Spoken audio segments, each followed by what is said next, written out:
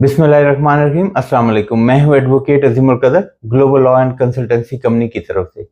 2025 का जो बजट पेश किया गया, इसमें बहुत से दोस्त सवालात कर रहे थे कि प्रॉपर्टी के हवाले से क्या चेंजेस की गई हैं। जो प्रॉपर्टी की सेल और परचेज है, इसके हवाले से बजट में क्या प्रपोज किया गया है। तो आए डिस्कस करते हैं कि बजट में किन चीज़ों के ऊपर रेट इंक्रीज कर दिया गया है, किस वैल्यू के ऊपर कितना रेट इंक्रीज किया गया है और किस कैटेगरी के ऊपर क्या रेट जो है वो प्रपोज किया गया है।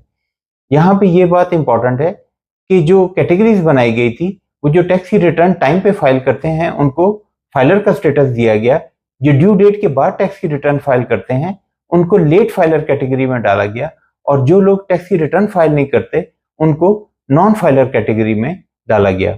2025 के बजट में प्रपोज किया गया है कि 50 मिलियन की प्रॉपर्टी पे फाइलर 4.5% के हिसाब से एडवांस टैक्स पे करेगा, लेट फाइलर 7.5% के हिसाब से टैक्स पे करेगा, नॉन फाइलर 11.5% के हिसाब से टैक्स पे करेगा। इसी तरह अगर प्रॉपर्टी की वैल्यू 50 मिलियन से 100 मिलियन है तो फाइलर 5% के हिसाब से एडवांस टैक्स पे करेगा, लेट फाइलर 8.5% के हिसाब से टैक्स पे करेगा, और नॉन फाइलर वही रेट 11.5% के हिसाब से टैक्स पे करेगा।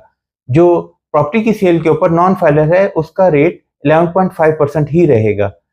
अगर प्रॉपर्टी की वैल्यू 100 मिलियन से अबव है तो फाइलर 5.5% के हिसाब से टैक्स पे करेगा, और जो लेट फाइलर है वो 9.5% के हिसाब से टैक्स पे करेगा, नॉन फाइलर वही 11.5% के हिसाब से टैक्स पे करेगा।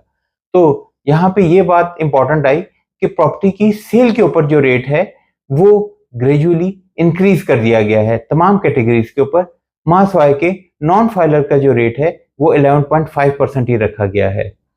जो नेक्स्ट वीडियो है उसमें हम डिस्कस करेंगे परचेज ऑफ प्रॉपर्टी के हवाले से क्या चेंजेस की गई हैं।